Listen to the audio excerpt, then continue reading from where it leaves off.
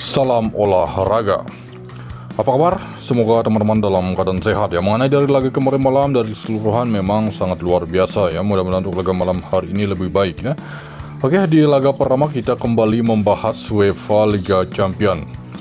Oke, seperti ini untuk Club Brugge menghadapi Atalanta ya. Tuan rumah Club Brugge diinformasikan akan menggunakan formasi 4-3-3. Oke, seperti ini untuk formasi Club Brugge. Sedangkan tim tamu Atalanta diinformasikan akan menggunakan formasi 3-4-1-2. Oke, seperti ini untuk formasi Atalanta.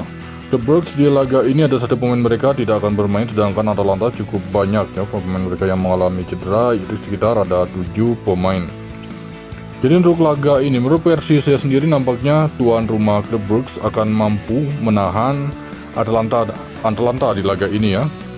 Jadi untuk laga ini bisa berakhir di skor imbang ataupun ada kejutan di laga Club Brugge menghadapi Atalanta. Oke, next selanjutnya di laga yang kedua saya membahas pertandingan tuan rumah Monaco menghadapi Benfica ya. Di laga ini tuan rumah Monaco diinformasikan akan menggunakan formasi 4-2-3-1, sedangkan Benfica di laga ini diinformasikan akan menggunakan formasi 4-3-3. Oke, untuk tuan rumah Monaco di laga ini terlihat ada sekitar 5 pemain mereka akan absen ya, sedangkan untuk tim tamu 4 pemain saja. Melihat dari line up pemain formasi kedua tim nampaknya ini akan ada kejutan, nampaknya mirip seperti laga Sporting Lisbon dan Dortmund ya untuk laga Monaco menghadapi Benfica ya. Sambil menunggu lebih lanjut bisa saya infokan di grup ya. Di laga ini terlihat nampaknya bukan tuan rumah ya, Benfica akan memberi kejutan di laga ini. Oke, laga ini bisa imbang ataupun dimenangkan oleh tim tamu Benfica. Oke, next selanjutnya memasuki laga yang ketiga saya membahas pertandingan tuan rumah Celtic menghadapi Bayern Munich ya, Bayern Munchen. Di laga ini terlihat Celtic akan menggunakan formasi 4-3-3 sedangkan Bayern Munchen di laga ini diinformasikan akan menggunakan formasi 4-2-3-1. Tuan rumah Celtic di laga ini ada satu pemain mereka yang mengalami cedera, sedangkan Bayern Munchen di laga ini ada 3 pemain. Laga ini mirip seperti laga PSG kemarin ya, mirip seperti laga PSG menghadapi Brest laga kemarin. Yang jadi pembeda di laga ini Celtic selaku tuan rumah. Oke, untuk laga ini masih terbuka lebar untuk tim tamu Bayern Munchen mampu meraih kemenangan di kandang Celtic. Memasuki di laga yang keempat saya membahas pertandingan tuan rumah Feyenoord menghadapi AC Milan. Terlihat di laga ini tuan rumah Feyenoord akan menggunakan formasi 4-3-3 untuk susunan pemain diprediksi seperti ini, oke. Sedangkan AC Milan di laga ini diinformasikan akan menggunakan formasi 4-4-2. Seperti ini John Felix menjadi striker. Oke, untuk tuan rumah Feyenoord diinformasikan ada 6 pemain mereka akan absen, sedangkan AC Milan di laga ini ada 4 ya. Jadi untuk laga ini menurut versi saya sendiri, laga ini bisa berakhir dengan kemenangan AC Milan ataupun 90 menit bisa berakhir di skor imbang. Oke, next berikutnya di laga yang kelima kita pergi ke Inggris Championship. Di laga ini mempertemukan tuan rumah Plymouth menghadapi Millwall. Terlihat di laga ini Plymouth ada 3 pemain mereka tidak akan bermain, sedangkan Millwall di laga ini ada 6 pemain.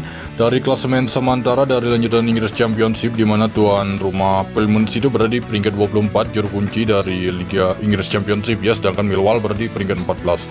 Untuk laga ini menurut versi saya sendiri, tuan rumah sangat berambisi untuk bisa meraih kemenangan di kandang, tetapi laga ini bisa berakhir di skor imbang. Oke, next selanjutnya kita membahas pertandingan tuan rumah Bristol menghadapi Stoke City. Untuk laga ini terlihat untuk tuan rumah Bristol ada 4 pemain mereka tidak akan bermain, sedangkan Stoke City di laga ini terlihat yaitu sekitar ada 9 pemain mereka yang akan absen. Dari klasemen sementara dari lanjutan Inggris Championship, di mana tuan rumah Bristol berada di peringkat 10, sedangkan Stoke City berada di peringkat 19 sementara. Untuk laga ini menurut versi saya sendiri nampaknya memang tuan rumah lebih berpotensi untuk bisa meraih 3 poin di kandang saat menghadapi tim tamu Stoke City. Oke, next selanjutnya saya membahas pertandingan tuan rumah Burnley menghadapi Hull City. Di laga ini terlihat untuk tuan rumah Burnley sekitar 8 pemain mereka tidak akan bermain, sedangkan untuk Hull yaitu ada 6 pemain. Dari klasemen sementara terlihat Burnley berada peringkat 3 dengan meraih 61 poin dari 31 laga, sedangkan Hull berada peringkat 22 zona merah dengan meraih 29 poin yang sama dengan Derby County ya. Jadi untuk laga ini sangat berambisi tim tamu untuk bisa menahan gempuran tuan rumah Burnley. Tidak menutup kemungkinan laga ini akan ada kejutan. Jadi untuk laga ini lebih berpotensi di tim tamu Hull City. Kemudian memasuki laga yang terakhir, saya membahas pertandingan WBA West Brom menghadapi Blackburn. Ya, di laga ini terlihat untuk tuan rumah West Brom sekitar ada 5 pemain mereka yang akan absen, sedangkan untuk Blackburn di laga ini ada 7 pemain. Sedangkan dari klasemen sementara memang sangat berdekatan. Kedua tim hanya selisih 2 poin saja, di mana Blackburn berada peringkat 5 dengan meraih 47 poin dari 31 laga. Sedangkan Blackburn berada di peringkat 6 dengan meraih 45 poin. Jadi untuk laga ini cenderung menurut Persija sendiri nampaknya Blackburn lebih berpotensi di laga ini walaupun bertandang ke markas West Brom.